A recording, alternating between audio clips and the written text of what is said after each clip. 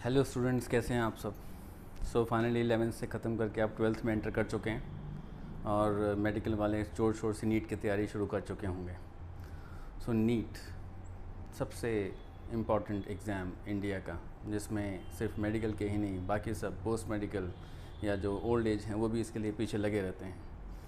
तो ऐसा क्या करें आप लोग जो 12th में अभी एंटर किए हैं और कोशिश कर रहे हैं सीबीएसई के साथ साथ नीट की तैयारी करने के लिए, वो फर्स्ट अटेम्प्ट में ही बिना ड्रॉप किए हुए उसको क्रैक कर लें। सबके अंदर में ये इच्छाएं होती हैं कि हम कुछ ऐसा पढ़ें, एक ऐसा कोशिश करें कि हमारा टाइम और पैसा दोनों ही बच जाए और हम जो भी सपना चाहते हैं उसको हम 12th में रहते रहते पूरा कर लें। तो ऐसा क्या करना चाहिए आप सबको जो 12th में पढ़ रहे हैं कि नीट को पहले अटेम्प्ट में या टॉप रैंक में गवर्नमेंट सीट में क्रैक कर लें। देखो बच्चों, एनटीए जब से पूरी नीट की जिम्मेदारी संभाली है उसने सिर्फ एक चीज़ क्लियर कर दिया है कि सारा पेपर एनसीईआरटी बेस्ड ही आएगा। तो सबसे पहले आपको जो भी आप पढ़ रहे हैं, जहाँ मर्जी पढ़ रहे हैं आपको ये करना है कि आपको एनसीईआरटी को नहीं छोड़ना है। एनसीईआरटी आपकी बाइबल है, आपका रामायण है, आपके ग्रंथ हैं। एनसीईआरटी को बिल्कुल नहीं छोड़ना है, एनसीईआरटी को बार बार पढ़ना है। आप में से कई लोग कोरा में क्वेश्चन करते हैं कि हमने एनसीईआरटी पढ़ लिया है, अब हम इसके अलावा कौन सी बुक देखें। इसके अलावा बताऊं कौन सी बुक देखें? एनसीईआरटी फिर से देखो, एनसीईआरटी को बार बार पढ़ो, क्योंकि लास्ट 3 इयर्स के क्वेश्चन नीट के स्ट्रिक्टली लाइन ऑफ एनसीईआरटी से पिक करके उसके ऑप्शन भी वहीं से बनाए जा रहे हैं। तो एनसीईआरटी अगर आप एक बार ख़त्म करते हो, दूसरी बार पढ़ते हो, तो दोबारा जब पढ़ोगे तो आपको कुछ नया लगेगा। कम से कम 8 से 10 बार एनसीईआरटी आपको पढ़नी है और कोशिश करना है कि जो आप पढ़ रहे हो उसमें खुद आप एग्जाम्पल या बाकी जो दूसरे टर्म्स दिए हैं उसके खुद नोट्स बनाओ। क्योंकि अगर आप खुद के नोट्स बनाते हो तो आपको लंबे समय तक याद रहेगा, रैदर देन आप कोई स्टडी मॉड्यूल ले लो या कोई बेस्ट मॉड्यूल स्क्रीनशॉट लेकर के पढ़ो। वो अभी पढ़ोगे, कल भूल जाओगे, फिर एक क्वेश्चन पूछोगे कि अब हम क्या करें, हमारे पास टाइम कम बचा हुआ है। तो इसकी नौबत नहीं आनी चाहिए। एनसीईआरटी के साथ साथ एनसीईआरटी का जो एग्जाम्पलर बुक है उसके भी अंदर में एनसीईआरटी के बेसिस पे एमसीक्यू क्वेश्चंस दिए गए हैं, आप उसको सॉल्व करो। तो जब आप इसको सॉल्व करोगे तो आपको ये पता लगेगा कि आपकी जो एनसीईआरटी की तैयारी हो कैसी है। चैप्टर ख़त्म होने के बाद में एक चैप्टर बेसिस पे मॉक टेस्ट देना बहुत ज़रूरी है, जो साथ साथ आप कम से कम उस चैप्टर का 1 नहीं 2 नहीं 3-4 बार टेस्ट दो। और जहाँ पे भी आप पढ़ रहे हैं कोशिश करो कि टीचर आपके ऊपर इंडिविजुअल अटेंशन दे, क्योंकि वहीं से आपकी मेन कमी निकल के सामने आएगी। अगर आप मास एजुकेशन ले रहे हैं तो आप ये मान के चलें कि टीचर का रोल सिर्फ आपको पढ़ाने तक का है, आपके अंदर कमी निकालने का टीचर का रोल नहीं है, क्योंकि वो आपको देखेगी, पूरे मास को देखें। तो मास एजुकेशन में सिर्फ वही बच्चे कामयाब हो पाते हैं जो शुरू से अपने आप पढ़ रहे हैं। उनको पता है कि अगर हम नहीं पढ़ेंगे तो हमको कोई हेल्प नहीं करने वाला है।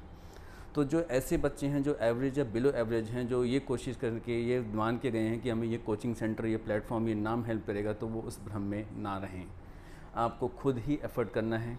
किसी भी कोचिंग और टीचर का, फैकल्टी का हेल्प 15% से ज़्यादा नहीं होता है। 85% से ज़्यादा कोशिश हर बच्चे को खुद ही करनी पड़ती है, चाहे उसको समझ में आए चाहे ना आए। अगर समझ में आ कर के वो कोशिश करता है तो उसका काम आसान हो जाता है, और अगर वो अपने आप कोशिश करता है फिर उसको रट्टा मारना पड़ता है। और आपको पता है कि रट्टा की उम्र ज़्यादा नहीं होती है। अगर होगी भी तो आपको उसको बार बार पढ़ना पड़ेगा, और बार बार पढ़ने का आपके पास वक्त ही नहीं है या आप करते ही नहीं हैं। इसी वजह से एंड मोमेंट पे रिज़ल्ट एकदम डाउन हो जाता है, और बच्चे सब कुछ अच्छा होने के बावजूद, अच्छी तैयारी होने के बावजूद ठीक से उस समय रिकॉल नहीं कर पाते हैं जब उनको रिकॉल करना चाहिए। तो एनसीईआरटी के बाहर नहीं जाना है। और जैसे कि मैंने कहा, दूसरा पॉइंट, आपको अपने सेल्फ मेड नोट्स बनाने हैं। सेल्फ मेड नोट्स बनाओगे तो आपको लॉन्ग टर्म में अभी भी हेल्प करेगा, और जब आगे आप एमबीबीएस करोगे तो वहाँ पे भी आपको खुद ही बनाने पड़ेंगे। वहाँ पे आपको स्क्रीनशॉट देके हेल्प नहीं करेगा, तब भी आपको वहाँ पे वो आगे जाके हेल्प करेगा। तो एंट्रेंस की तैयारी का मतलब ये नहीं होता है कि आप जिसके पढ़ रहे हो उसको हो गया फिर आगे चलो। उसका मतलब ये भी होता है कि जब आप पढ़ रहे हो तो उसमें आप वो हार्ड वर्क का फील करो जो कि आपको एंट्रेंस क्रैक करने के बाद उससे कहीं ज़्यादा करना है। तो हर एक को अपनी तैयारी खुद करनी होती है, क्योंकि कंपटीशन हर एक का किसी सेकंड पर्सन के साथ है ही, कोई किसी का फ्रेंड नहीं है यहाँ पे। तो सेल्फ नोट बनाने के बाद में उसके बाद क्या करना है, जो सबसे इम्पॉर्टेंट है, जो भी आपने एनसीईआरटी बेसिस पे पढ़ा है या नोट्स बनाए हैं उसका रिवीजन टाइम टू टाइम करते रहना है। Revision time to time, daily basis पे, वीकली बेसिस पे, मंथली बेसिस पे, बाई मंथली बेसिस पे, ये आपका रिवीजन होना चाहिए। तभी आप किसी चीज़ को टाइम के अंदर रिकॉल कर पाओगे। क्यों? आपके पास में क्वेश्चन करने के लिए टाइम ही नहीं है। अभी 3 घंटा 20 मिनट हो गया है, लेकिन उसमें OMR शीट भी भरनी है, उसी टाइम पे आपको क्वेश्चन भी पढ़ना है, उसी टाइम पे क्वेश्चन सॉल्व भी करना है। तो ये सिर्फ तभी पॉसिबल है रिकॉल करने में जब आपका रिवीजन बहुत अच्छा होगा। रिवीजन अच्छा करने के बाद आपको प्रोक्रेस्टिनेट मीन्स टाइम टेबल जब आप पढ़ते हैं तो ऐसा बनाइए जो ह्यूमन नहीं हो, ह्यूमन का मतलब जो आप उसको फॉलो कर सको। ऐसा नहीं कि आपने किसी मोटिवेशन वीडियो देखा तो टाइम टेबल बनाने का जोश आ गया, उसमें 16 घंटे पढ़े, एक हफ्ता चला, उसके बाद पढ़ा ही नहीं। टाइम टेबल ऐसा बनाओ, टाइम टेबल बनाना ही क्यों, आपका काम पढ़ना ही तो है। और भी कुछ पेरेंट्स तो थोड़ी बोलते हैं करने के लिए, तो पढ़िए अच्छे से।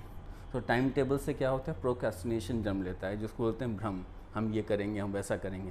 वो फ्यूचर में किसी ने देखा ही नहीं। आज पे काम करो, आज को सही करो।